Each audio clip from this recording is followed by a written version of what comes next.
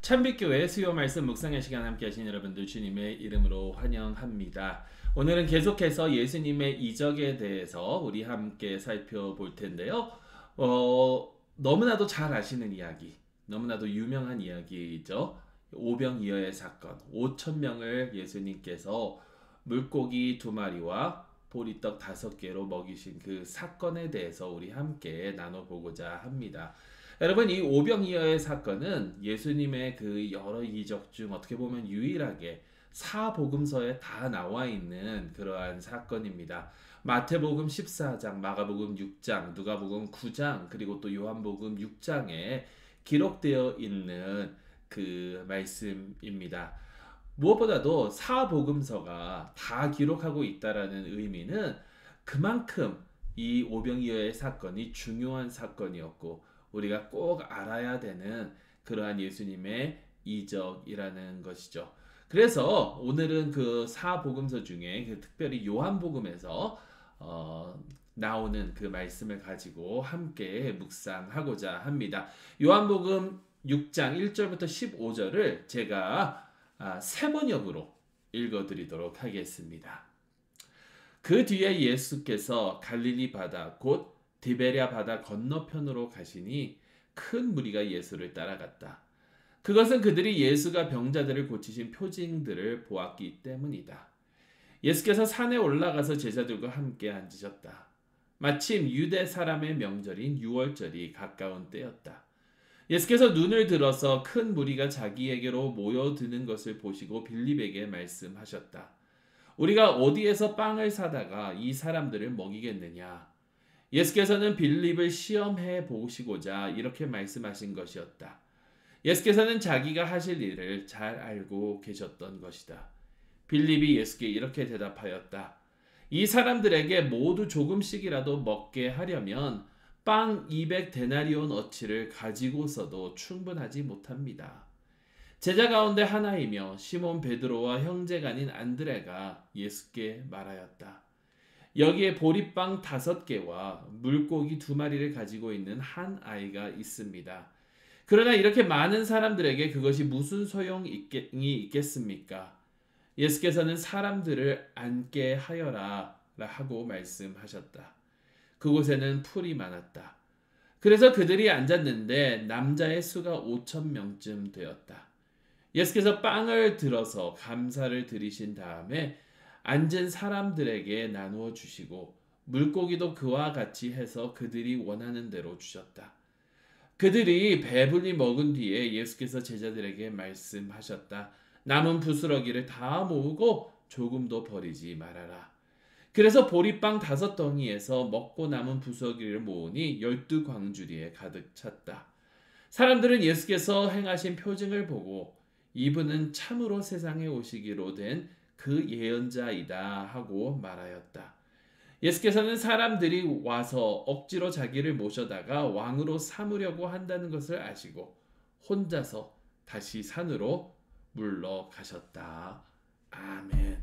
하나님의 백성을 위한 하나님의 말씀입니다. 하나님께 감사드립니다. 자, 배경. 많은 사람들이 예수께서 많은 병자들을 고치시는 것을 보고 예수님을 찾아옵니다. 그때 예수님께서는 그들에게 먹을 것을 주시기 위해서 또 어떻게 보면 빌립과 제자들을 시험하시기 위해서 이 먹을 것에 대한 말씀을 꺼내시는데요. 여기서 중요한 게 하나 있거든요. 그게 뭐냐면 바로 유월절입니다. 유월절이 가까워 왔다라는 그 배경을 한번 염두에 두시기 바랍니다. 이 유월절이 가까이 왔는데 빌립은 이 사람들을 다 먹이려면 200데나리온의 빵을 사도 모자릅니다. 지금 가서 살 곳도 없습니다. 라고 이야기를 하죠. 그때 안드레가 한 아이를 데리고 와서 이 아이에게 보리떡이라고 하는 게 보리빵이죠. 빵 사실.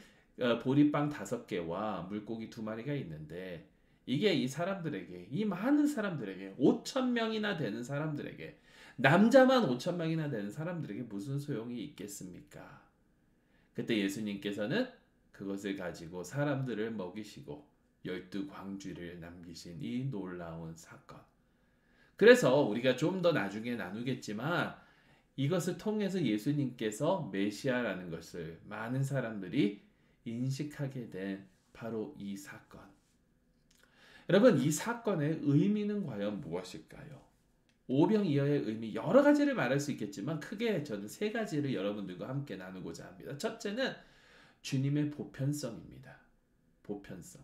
자, 이것은 무슨 말이냐면 여러분, 이 세상에 그 어떠한 민족도 어떠한 문화권도 빵이 없는 문화권이 없습니다. 떡이며 빵이며 이것이 모든 사람들이 다 먹는 거라는 거예요. 곡식을 빻아서 가루로 만들어서 그것을 반죽을 하고 그것을 구워서 먹는 그 풍습은 어느 이 세상 어디에 가나 다 있는 그러한 풍습입니다. 근데 예수님께서 이 빵을 주시면서 우리가 좀 더 나중에 더 살펴보겠지만 나는 생명의 빵이라고 하셨거든요. 나는 생명의 떡이다. 나는 생명의 빵이다. 이것은 이 세상의 그 어떠한 사람도 누구든지 막론하고 각자의 지위나 위치나 이런 것들을 다 막론하고 모두가 다 예수님이 필요하다라는 거예요. 예수님을 통해서 우리는 우리의 영의 양식을 먹고 그것을 통해서 살 수 있다라는 거죠. 예수님이 필요하지 않은 사람이 없습니다. 예수님을 거부하는 사람이 없습니다. 예수님이 적용되지 않는 문화나 사람들이 없다라는 얘기예요. 우리 주님은 2000년 전 이스라엘 사람들에게만 오신 주님이 아니라 우리 주님은 오늘날 예수님을 믿는 사람들에게만의 주님이 아니라 우리 주님은 모두의 주님이십니다. 오늘날 많은 사람들이 그렇게 얘기하죠. 기독교? 예수님? 그거는 당신이 믿는 거 아닙니까? 아니요.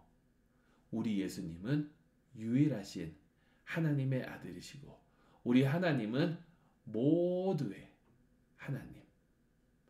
이 세상의 유일하신 하나님이심을 이 말씀을 통해서 우리는 알 수가 있다는 거죠.